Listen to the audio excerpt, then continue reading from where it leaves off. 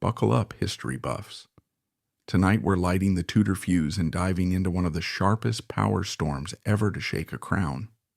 From the snow-bright morning, Henry VIII first cradled his great pearl, to the crackling Oxford pyres that forged the legend of Bloody Mary.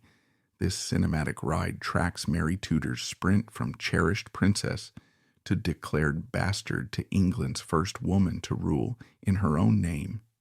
Was she a visionary battling to mend a kingdom torn open by her father, or a zealot who answered prayer with fire? You'll charge beside her rebel army at Framlingham, whisper through forbidden Latin masses, decode palace intrigue, and uncover the economic, naval, and social reforms long buried beneath smoke. If you love big personalities, bigger stakes, and the moments that rewired history, smash subscribe, ring that Tudor-shaped bell, and get ready to meet the woman behind the myth, because Mary Tudor's story is far more explosive, heartbreaking, and human than the nickname suggests. Binge-worthy drama starts now. Grab your crown and press play. The year is 1516, and winter sunlight is bouncing off the frost-striped Thames like a million hammered coins. Step into Greenwich Palace. Tapestries sway, dogs yip, lutenist tune for banquets not yet planned. Somewhere behind the arras, Catherine of Aragon, Spain's scarlet-haired dynastic chess piece, screams through labor for the 5th time in 7 years. Courtiers have wagered on miscarriage again, because that's how Tudor England bets now. Every birth is a roulette wheel with more skulls than numbers. But at noon, a wail slashes the hush, strong and startled. Henry VIII barges in with all the subtlety of a siege tower, sees his new daughter kicking against swaddling, and for one holy heartbeat drops every anxiety about a son. A son, God, give me a son. Little Mary's lungs are so powerful that the midwives laugh even while they cross themselves. Henry beams and declares to the watching world, this child is my greatest pearl. It's a nickname she will remember when his love is currency he spends elsewhere. Fast forward 9 years. Imagine a classroom draped with Spanish brocade, smelling of ink and sea salt imported from Seville. Mary, small but sharp-jawed, is parsing Cicero for her tutor, Juan Luis Vives. She tosses off Latin puns, juggles French tenses like carnival knives, and, for relaxation, sight reads sheet music that would make half the chapel choir sweat. She believes fervently that diligence is destiny. And why not? Henry has written to Europe's monarchs bragging he will make her Princess of Wales because she's earned it. When he bundles her off to Ludlow Castle with full gubernatorial trappings, the local gentry bow to a child who can't touch her feet to the floor while seated on the throne's fur-lined cushion. The chronicles adore her. Foreign ambassadors note how Wales cheers each glimpse of their glorious young sovereign in waiting. Mary feels the weight of expectation and wears it like a knight's breastplate. But cosmic dice clatter. Anne Boleyn appears at court in 1526, eyes black as spilled ink, witty enough to spar with cardinals, bold enough to dangle not just seduction, but a promise of sons. Henry's obsession metastasizes into a crisis Europe labels the Great Matter. Overnight, Mary's family becomes a civil war disguised as theology. Catherine is exiled, her apartment sealed. Mary watches her mother's crest chiseled off carriage doors. Royal messengers now treat the princess as a political liability. Picture 15-year-old Mary kneeling, begging her father for a private audience. He refuses. Parliament strips her royal style.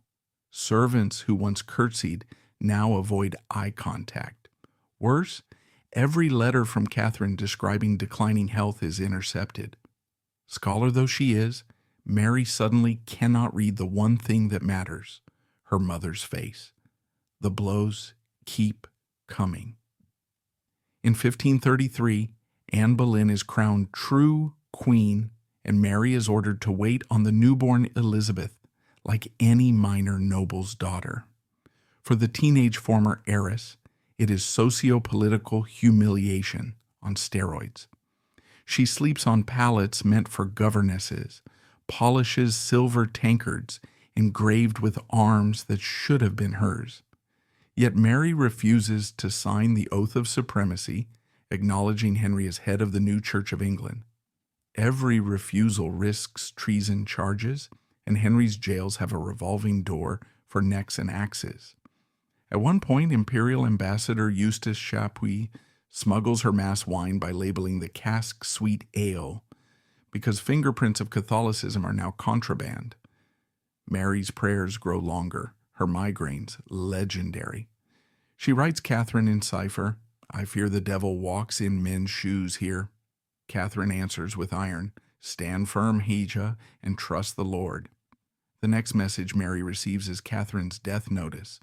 With no farewell, no burial attendance, Mary's last link to unconditional love severs, and something inside her calcifies. 1536 flips the script. Anne Boleyn miscarries a malformed fetus. Tudor gossip says it looked like a monstrous child, and Henry's ardor turns to acid. Within weeks, charges of adultery, incest, and witchcraft send Anne to the Tower. Mary is commanded to sign articles accepting her own bastardy and the king's spiritual supremacy. She resists until counselors hint the scaffold is only one signature away. Finally, she bends.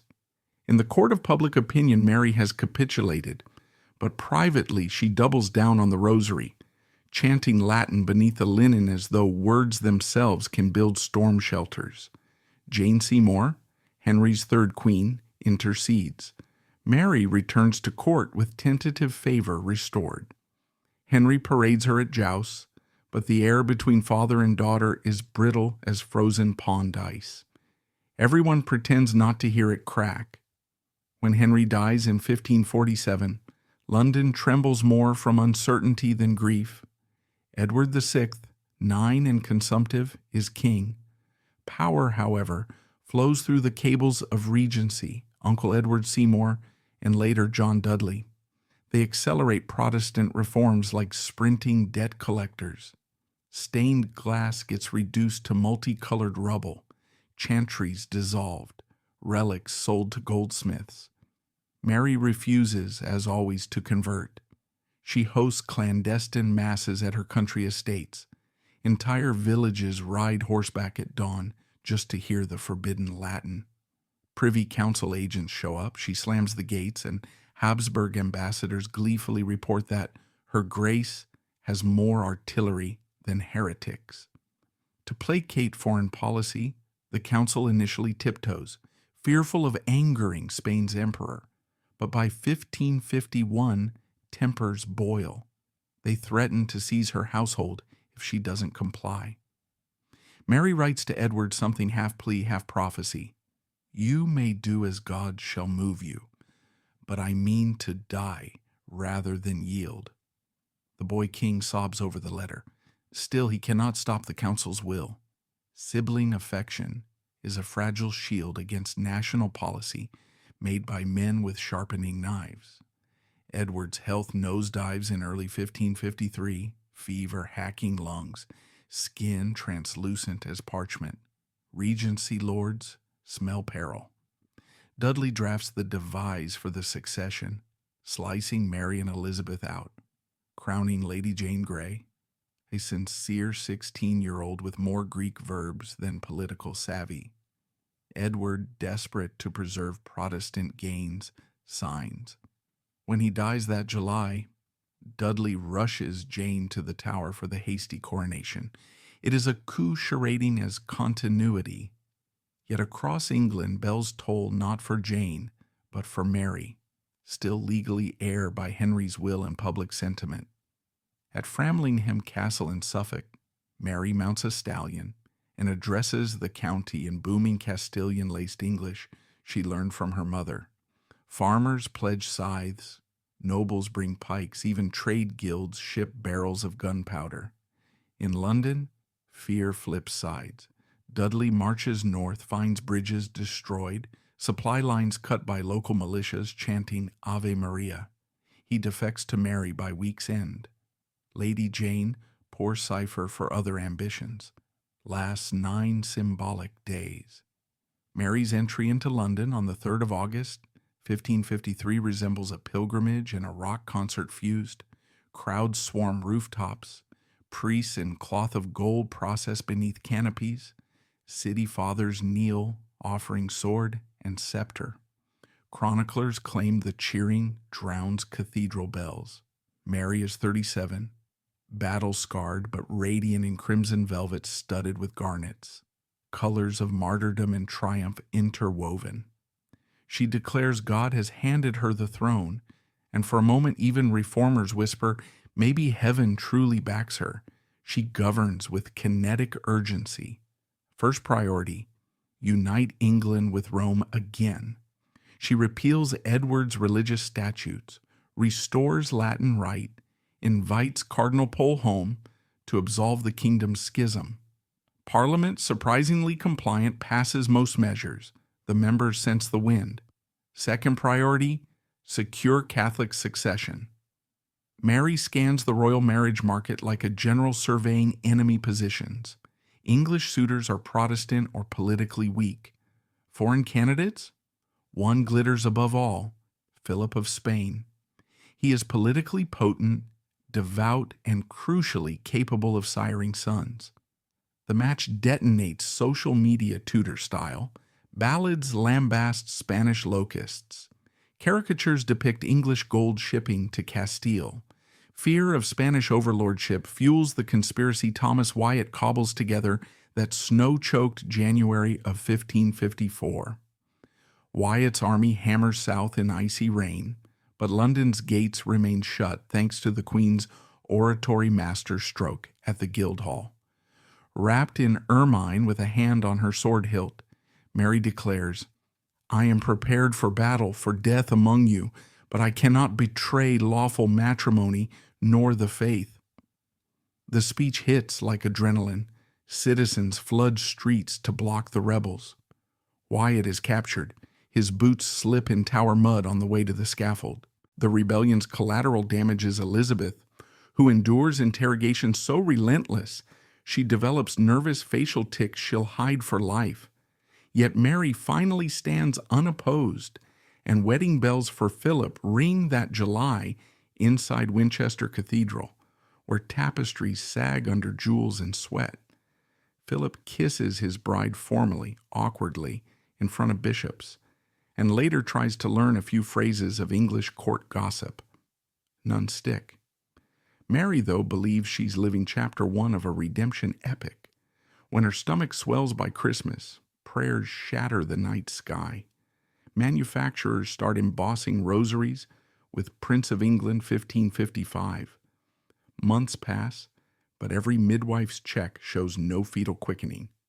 Rumors mutate into gallows humor. Butcher's boys ask customers if they'd like their meat cut Spanish style, like the Phantom Prince. By spring, the swelling subsides. Physicians diagnose dropsy. Astrologers mutter ill-starred conjunctions. Modern scholars suggest pseudopsoriasis, the body manifesting a pregnancy the mind cannot relinquish. But in Mary's theology, failure equals divine verdict. England's sin persists. Her solution is fire. The damp February dawn in Oxford, 1556, breaks with an inferno's glow as though a furnace door has been flung wide. Bishops Hugh Latimer and Nicholas Ridley, their wrists bound by iron chains, stand resolute before a crowd of onlookers, some weeping, some jeering, others silent in awe or fear. The executioners pile faggots of wood at their feet, the air heavy with the scent of wet timber and impending death. As the torch touches the pyre, flames surge upward, a vivid crimson against the gray morning. Latimer, his voice steady despite the crackling heat, calls out to his companion, Be of good comfort, Master Ridley, and play the man. We shall this day light such a candle by God's grace in England, as I trust shall never be put out. The fire consumes them swiftly. their bodies blackening as the crowd gasps. Ashes spiral into the wind, drifting over Market Street, settling into the crevices of cobblestones and embedding themselves in the annals of history. Queen Mary I, ensconced in her palace, receives the execution transcripts days later. Alone in her chambers, she reads the reports, her fingers tracing the inked words. Tears well in her eyes, not from pity for the men who burned, but from a deep, gnawing frustration. To her, these Protestants, with their stubborn rejection of the Catholic sacraments, are choosing eternal damnation over salvation. Each pyre, she believes, is an act of tough love, a painful but necessary cauterization of England's spiritual disease. Over the 4 years of her reign, from 1555 to 1558, approximately 280 men and women, bishops, scholars, artisans, and laborers, meet their end in flames for their Protestant beliefs. This number, while harrowing, is not without precedent. Her father, Henry VIII, executed a comparable number for treason, often with the same theatrical brutality. Her sister, Elizabeth I, will later hang, draw, and quarter Catholics when her throne is threatened, and under James I, Parliament will sanction the drowning of accused witches. Yet it is Mary's fires that sear themselves into the public imagination, fanned by Protestant propagandists who seize the moment's optics. Witnesses describe the flames glinting off Mary's jeweled rosary as she watches from a distance, the acrid stench of charred cloth clinging to church spires. Pamphleteers across England and Europe churn out lurid accounts, and by the time the last pyre cools, the moniker Bloody Mary stains the pages of history, splashed across broadsheets from London to Antwerp. The summer of 1557 brings a double blow to Mary. Her husband, Philip II of Spain, departs for war in Flanders, his fleet slicing through the Channel's gray waters. His letters arrive irregularly, their tone affectionate, but weighted with the duties of a king commanding a sprawling empire. Mary, left alone in a court buzzing with whispers of her solitude, channels her energy into governance. She tackles the economic chaos inherited from her predecessors, particularly the debasement of currency, which had flooded England with debased coinage and eroded public trust. With characteristic resolve, she orders the mint to reverse the debasement, summoning skilled Venetian refiners to purify the silver content of coins, a meticulous process that restores confidence in the currency. At Deptford, she finances the construction of naval dry docks, laying the groundwork for a fleet that, ironically, her sister Elizabeth will one day wield against Philip's armada. Mary also turns her attention to the plight of the poor, expanding poor laws that mandate parishes to register and provide aid to the indigent. These reforms, embryonic precursors to a welfare state, reflect her commitment to Catholic social teachings, yet they garner little fanfare. In an age where sensationalism trumps substance, infrastructure, and policy pale beside the lurid glow of martyrdom. In 1557, a flicker of hope kindles in Mary's heart. She believes she is pregnant again. The court hums with anticipation. Tailors stitch delicate christening gowns, embroidered with Tudor roses, their needles flashing in candlelight. Foreign ambassadors, eager to curry favor, request invitations to the christening of the hoped-for heir. But by autumn, the illusion crumbles. Abdominal pain, perhaps a symptom of the disease that will soon claim her, replaces the quickening she longs to feel. The gowns are folded away, the ambassadors' letters unanswered. Concurrently, England is drawn into Philip's continental wars, a decision that strains the kingdom's resources and morale. In January 1558, French forces exploit this vulnerability, launching a lightning siege on Calais, the last English foothold in France. The port, a jewel in the Tudor crown since Edward III's conquest in 1347, falls after a mere 8 days. The loss is a dagger to Mary's pride, reopening every old wound. Her mother Catherine of Aragon's exile, her brother Edward VI's rejection of her faith, her sister Elizabeth's veiled hostility, and Philip's growing distance. Calais, more than a port, is a symbol of England's imperial reach, and its loss is a personal and national humiliation. Mary retreats into prayer, her vigils stretching through the night, her ladies-in-waiting watching her kneel for hours on cold stone, whisper fears of blood clots forming in her legs, but she waves them off, her rosary beads clicking in the silence. By the summer of 1558, illness grips Mary with unrelenting force. Modern historians speculate she suffered from uterine cancer, though her physicians, limited by the era's medical knowledge, diagnosed dropsy. Her limbs swell painfully, her body bloated beneath heavy velvet gowns. Heat rashes fester, aggravated by the humid air of her chambers. Yet even as her body fails, her mind remains sharp. She dictates codicils to her will, ensuring the succession of her half-sister Elizabeth, a pragmatic move that acknowledges the political reality she can no longer deny. On the morning of November 17th, 1558, dawn filters through the windows of St. James's Palace. Candles flicker around Mary's bed, their wax pooling on the floor. She requests the cross her mother Catherine once held, its weight familiar in her hands. She kisses it, her lips trembling, and exhales her final breath. London's church bells toll the news of her death, their somber notes echoing over the Thames. But by midday, the mood shifts. The bells ring out in celebration, heralding Elizabeth's accession. Tudor grief, like its politics, allows no pause. Courtiers scurry through palace corridors, swapping Mary's red roses for Elizabeth's white.